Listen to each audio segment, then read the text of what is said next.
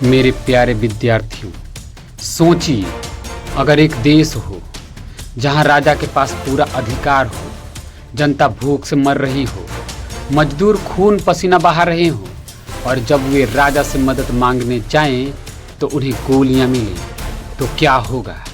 यही कहानी है रशियन रिवॉल्यूशन की, यानी रूस की क्रांति की।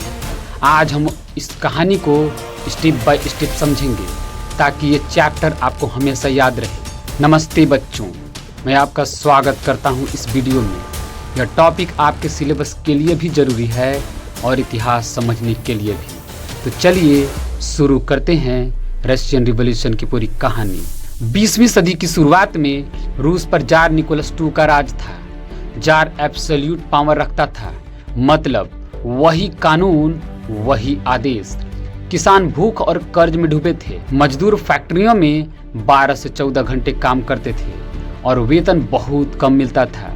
अमीर लोग शानो शौकत में रहते थे, जबकि जनता परेशान थी और त्राही त्राही कर रही थी। यही हालात आगे क्रांति की वजह बनी। 1904 से 1905 में रूस और जापान का युद्ध हुआ।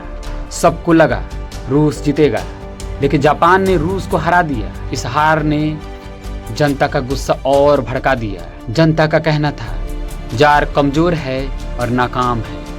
22 जनवरी 1905 को हजारों मजदूर और उनके परिवार राजधानी में विंटर पैलेस की ओर गए। उनके नेता थे फादर गैपोन। वे जार से मांग करना चाहते थे काम के घंटे कम हो, वेतन बढ़ाई जाए, शिक्षा और आज़ादी मिले। लेकिन हुआ क्या? जार ने सेना से भीड़ पर गोलियां चलवा दी। सैकड़ों लोग मारे गए। यह दिन इतिहास में दर्ज हुआ ब्लडी संडे। ब्लडी संडे के बाद पूरे देश में आंदोलन शुरू हो गए। मजदूरों ने सोवियत यानी वर्कर्स काउंसिल बनाए। किसानों ने जमींदारों के खिलाफ बगावत की। जार मजबूर होकर अक्टूबर मैनिफेस्टो निकाला और ड्यूमा अर्थात पार्लियामेंट बनाने का वादा किया। लेकिन असली शक्ति अब भी जार के पास रही। 1914 में पहला विश्व युद्ध शुरू हुआ। जार ने रूस को युद्ध में झोंक दिया। नतीजा निकला, लाखों सैनिक मारे गए। खाना और कपड़े तक की कमी हो गई। लोग भूख से तड़पने लगे। अब जनता जार से पूरी तरह नफरत करने लगी। फरवरी 1917 में मजदूर और सैनिक सड़क पर उतर आए। नारा गूंजा, down with jar, bread for all.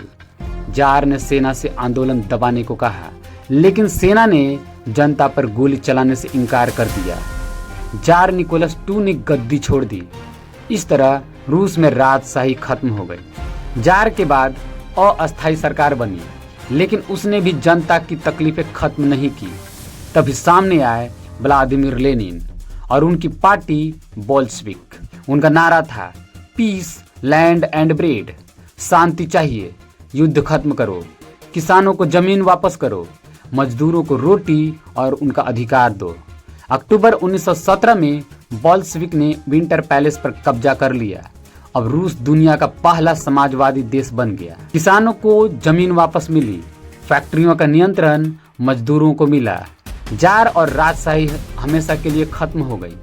रूस अब सोवियत यूनियन USSR बना। पूरी दुनिया में समाजवाद और साम्यवाद का प्रभाव फैल गया। तो बच्चों, रशियन रिवॉल्यूशन हमें सिखाता है कि जब जनता की आवाज को दबाया जाता है तो एक दिन वो जरूर फूट पड़ती है। जार की तानाशाही खत्म हुई और रूस ने पूरी दुनिया को नया रास्ता दिखाया, समाजवाद का। उम्मीद है कि आपको रशियन रिवॉल्यूशन अच्छे से समझ में आ गया होगा। अब इस वीडियो को दोहराइए और एग्जाम में लिखने के लिए ये 7 कीवर्ड को जरूर याद रखिए। बैकग्राउंड, ब्लडी संडे, 1905 का revolution, world war I, February revolution, October revolution और अंत में इसका समरी लिखना ना भूलिए। अगर यह वीडियो मददगार लगा हो तो लाइक और शेयर करना ना भूलें और हाँ, चैनल को सब्सक्राइब जरूर करें। धन्यवाद।